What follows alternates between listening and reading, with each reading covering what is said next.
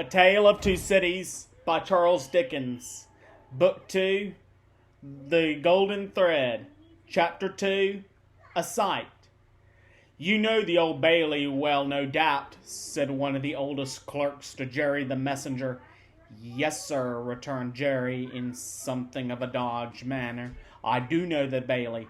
"Just so, and you know Mr. Lorry." "I know Mr. Lorry, sir, much better than I know the Bailey." "Much better," said Jerry, not unlike a reluctant witness at the establishment in question, "that I, as an honest tradesman, wish to know the Bailey." "Very well.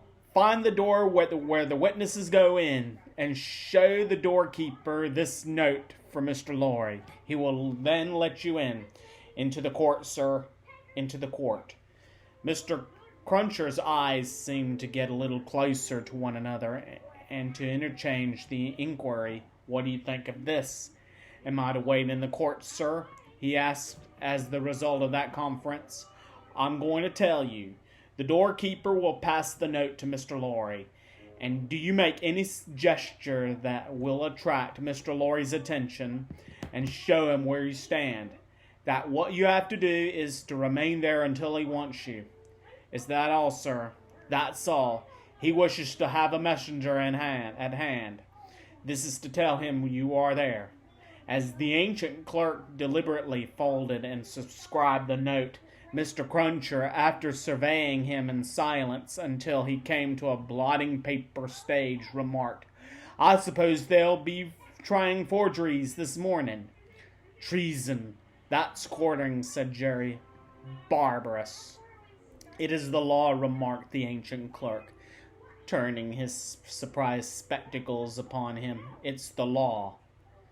"It's hard in the law to spile a man, I think. It's hard enough to kill him, but it's very hard to spile him, sir." "Not at all," retained the ancient clerk. "Speak well of the law. Take care of your chest and voice, my good friend, and leave the law to take care of itself. I give you that advice." "It's the damp, sir, what settles on my chest and voice," said Jerry. "I leave you to judge what a damp way of earning a living mine is."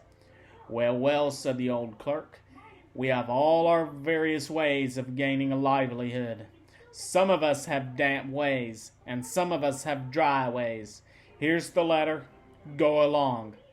Jerry took the letter, and remarking to himself with less internal deference that he made an outward show of, "You are a lean old one too," made his bow, informed his son in passing of his destination, and went his way. Then hanged at Tyburn in those days, so the street outside Newgate had not obtained one infamous notoriety that has since attached to it. But the Gaol was the vile place in which most kinds of debauchery and villainy were practiced, and where dire diseases were bred, that came into court with the prisoners, and sometimes rushed straight from the dock at my Lord Chief Justice himself, and pulled him off the bench. It had more than once happened that the judge in the black cap pronounced his own doom as certainly as the prisoners, and even died before him. For the rest, the Old Bailey was famous as the kind of deadly inyard, from which pale travellers set out continually in carts and coach, on a violent passage into the other world, traversing some 2.5 miles of public street and road, and shaming few good citizens, if any. So powerful is use, and so desirable to be good use in the beginning. It was famous, too, for the pillory, a wise old institution, that inflicted a punishment of which no one could foresee the extent. Also, for the whipping post, another dear old institution, very humanizing and softening to behold the inaction. Also, for extensive transactions in blood money, another fragment of ancestral wisdom, systematically leading to the most frightful mercenary crimes that could be committed under heaven. Altogether, the Old Bailey at that date was the choice illustration of the precept that whatever is is right. An aphorism that would be as final as it is lazy. Did it not include the trouble consequence that nothing that ever was wrong? Making his way through the tainted crowd, dispersed up and down this hideous scene of action, with the skill of a man accustomed to make his way quietly, the messenger found out the door he sought and handed in his letter through a trap in it. For people then paid to see the play of at the Old Bailey, just as they paid to see the play in Bedlam. Only the former entertainment was much the dearer. Therefore all the Old Bailey doors were well guarded, except indeed the social doors by which the criminals got there, and those were always left wide open. After some delay and demur, the door grudgingly turned on its hinges a very little way, and allowed Mr. Jerry Cruncher to squeeze himself into court. "What's on?" he asked him in the whisper of a man he'd find himself next to. "Nothing yet." "What's coming on?" "The treason case.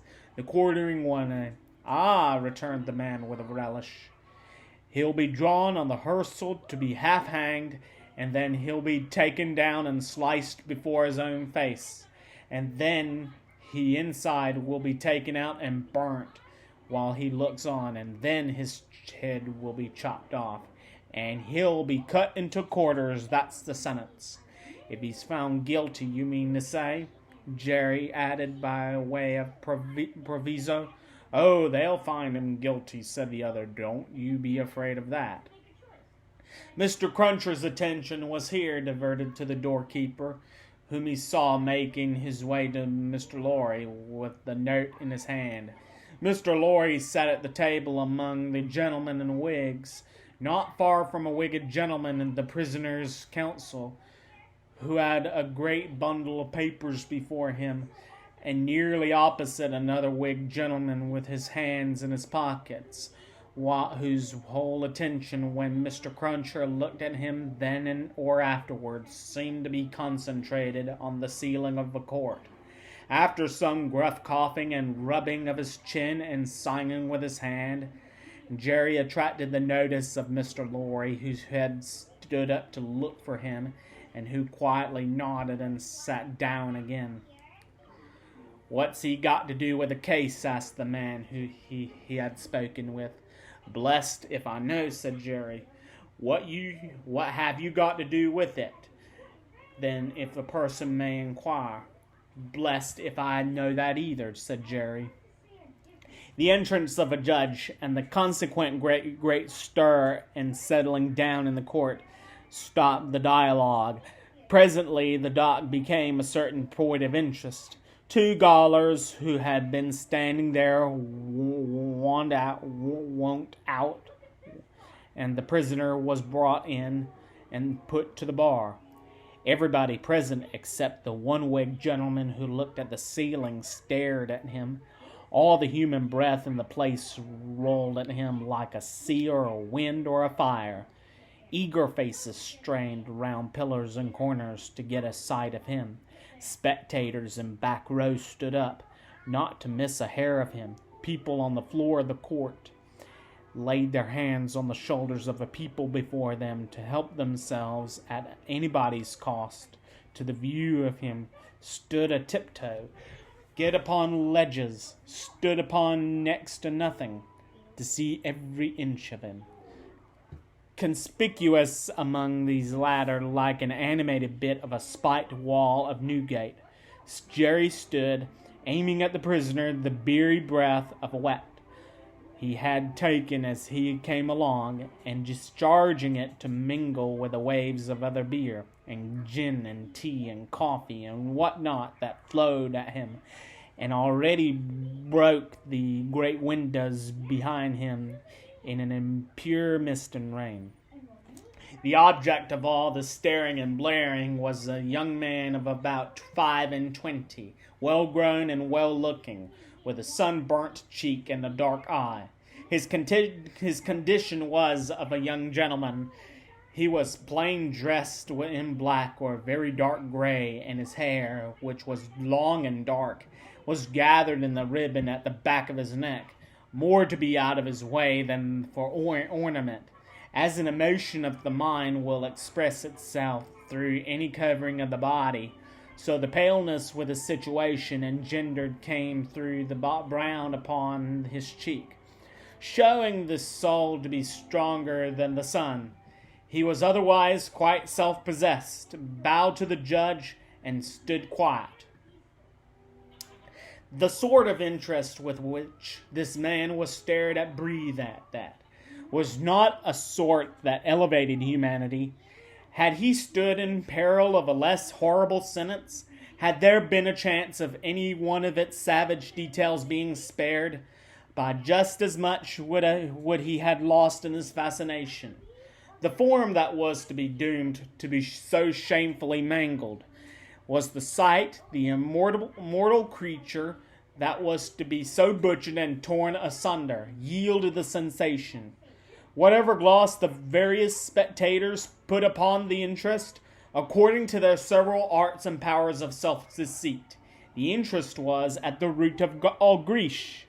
Silence in the court.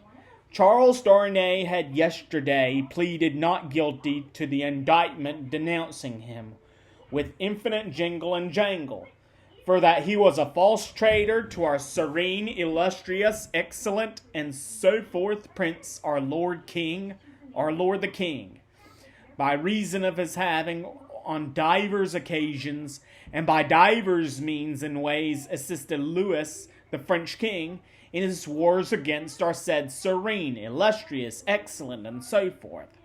That was to say, by coming and going between the dominions of our said serene, illustrious, excellent, and so forth, and those of the said French Louis, and wickedly, falsely, traitorously, and otherwise evil adverbiously, revealing to be said French Louis what forces are said serene, illustrious, excellent, and so forth, had the preparation to send to Canada and North America. This much Jerry was his head becoming more and more spiky as the law terms bristled out, made out with huge satisfaction, and so arrived circuitously at the understanding that aforesaid, and over again aforesaid, Charles Darnay stood there before him upon his trial, that the jury were swearing in, and that Mr. Attorney General was making ready to speak. The accused who was, and who knew he was, being mentally hanged, beheaded, and quartered by everybody there, neither flinched from the situation nor assumed at any theatrical air in it. He was quiet and attentive, watched the opening proceedings with a grave interest, and stood with his hands rested on the slab of wood before him, so composedly that they had not displaced a leaf of the herbs with which it was strewn. The court was all bestrewn with herbs and sprinkled with vinegar as the precaution against gall air and gall fever. Over the prisoner's head there was a mirror to throw the light down upon him. Crowds of the wicked and the wretched had been reflected up in it, and had passed from its surface and this earth's together, haunted in the most ghastly manner that abominable place would have been, if the glass could ever have rendered back its reflections, as the ocean is one day to give up its dead. Some passing through a thought of an infamy and disgrace for which it had been reserved, may have struck the prisoner's mind. Be that as it may, a change in his position, making him conscious of a bar of light across his face. He looked up, and when he saw the glass, his face flushed, and his right hand pushed his herbs away. It happened that the action turned its face to that side of the court which was on his left. About on the level with his eyes there sat, in that court of the judge's bench, two persons upon whom his look immediately rested. so immediately and so much to the changing of his aspect, that all the eyes that were tamed upon him turned to them. The spectators saw in the two figures a young lady of little more than 20, and the gentleman who was evidently her father, a man of a very remarkable appearance in respect of the absolute whiteness of his hair, and the certain indescribable intensity of face, not of an active kind, but pondering of self-communing. When this expression was upon him, he looked as if he were old, but when it was stirred and broken up, as if it was now. In the moment in his speaking to his daughter, he became a handsome man, not past the prime of life. His daughter had one of her hands drawn through his arm, and she sat by him, and the other pressed upon it.